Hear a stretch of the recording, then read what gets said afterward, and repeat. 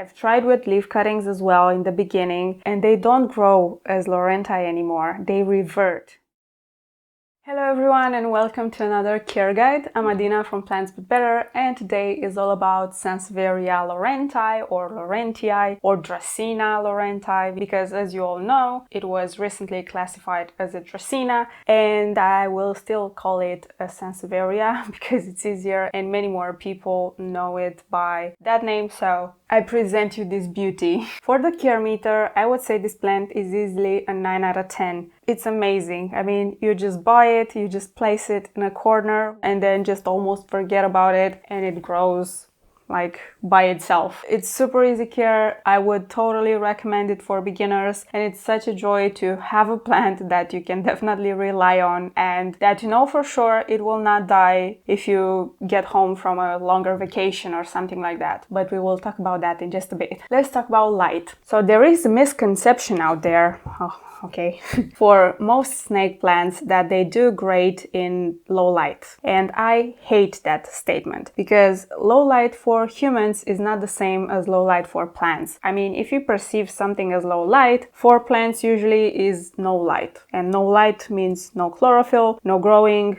and future death. So I would definitely say this plant is in need of medium light to bright indirect light. It does great in bright indirect light, and just think about it for a bit that this plant can be grown in full sun as well in nature. So the fact that you're keeping it in low light, it's not gonna do well long term. Even though it can tolerate low light for a longer period of time than other plants, that doesn't mean this plant likes low light. I've said that a million times. Please don't, there is no such thing as a low light plant. Don't put your plants in dark corners. Medium to bright indirect light. You can use grow lights if you don't have any type of light in a specific corner. Let's say you have the perfect spot for your plant, but it lacks light. Just use a lamp, a fancy lamp with a grow light, problem solved. A sign that your plant is not getting enough light is the yellowing of the leaves. Another sign is the lack of growth. If you have your Sansevieria for a long time, like maybe, I don't know, a year or something, and it has done nothing, maybe it's because of the light situation. So yeah, myth debunked. Let's move on to watering. I would say you can water your Sansevieria, especially if it's in a bigger pot, maybe once a month or once every 2 months. If you don't know for sure how often you should water your plant, you can definitely check the soil with the finger test, and if the substrate is completely dry, not just 1 inch dry, completely dry, you can definitely water your plant. Sansevierias in general prefer less water than other plants. So it's very easy to love your plant too much and to give it too much water. And if that happens, a sign for overwatering is that you get mushy stems, mushy leaves. If you can easily break the leaves and you see some mushiness in there, it's definitely root rot and you overwatered your plant. But if you check the soil before you water, I think you're safe. Let's move on to temperature. I keep my plants in average temperatures, maybe like 22 to 26 degrees, something like that, depending on the season. I would say this plant is pretty reliable. You can definitely place it in colder temperatures as well, but don't go below 15 degrees Celsius. I'm saying that because colder temperatures long term could cause damage on the leaves especially. And if you love your plants, if you like to water them, in addition to that, if your temperatures are lower, your plant could die more easily. Also, I don't recommend keeping this plant on the balcony during winter. Place it in your average home temperatures and it should be fine. Let's talk about humidity. And the case with most Sansevierias is that they don't need that high humidity. I mean, you can definitely place them in 35, maybe 40% humidity. They will do great. You don't need to mist your plant. You don't need to buy a humidifier for this plant. This is a steady son of a bee.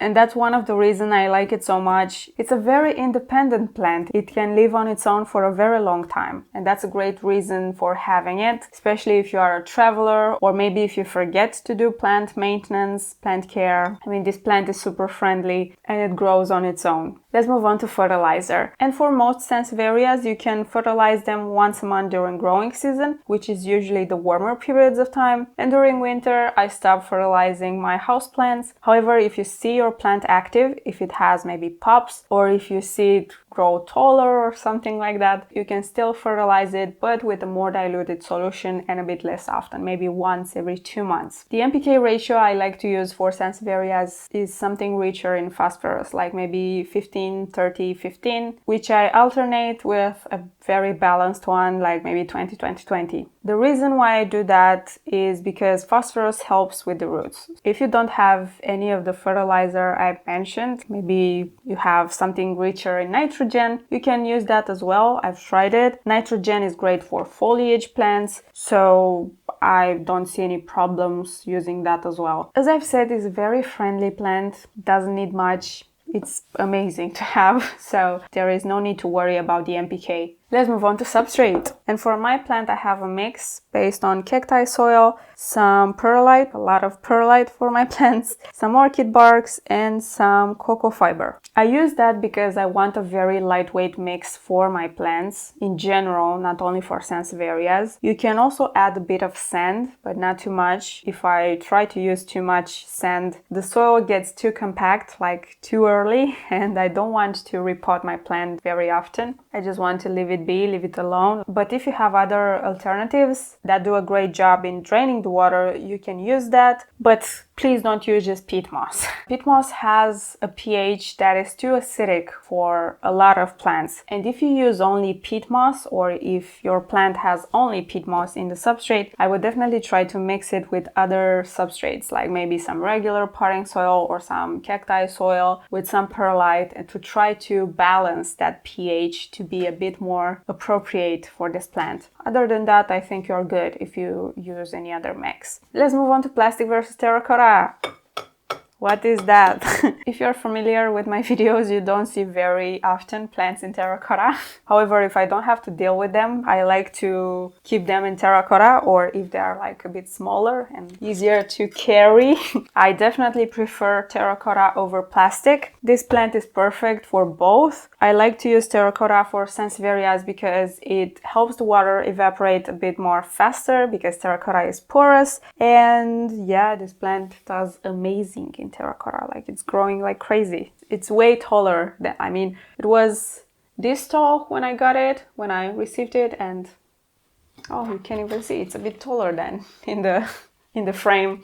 Terracotta is a great option for Sansevierias in general, not only for this one. And if you use plastic, please be a bit more mindful about watering. You have to water it even less often than you usually do with terracotta. Let's move on to repotting. And I advise you to repot your snake plant as rarely as possible. What do I mean by that? If you repot your snake plants too often, maybe, I don't know, you got bored of the pot, or you don't have like a very legitimate reason to repot, in time you will have root loss on your plant. And the thing with Sansevieria is, once the roots are gone, it's way harder for them to recover than golden pothos or any other faster growing plant. That's why you should repot your plants strictly when it's necessary. Let's say you can see roots coming out of the drainage holes, or maybe if you have a nursery pot, you can feel the pot and it's dense. I mean, you can tell by, squeezing. Or maybe you want to divide it and give some to your friends, but try to repot it as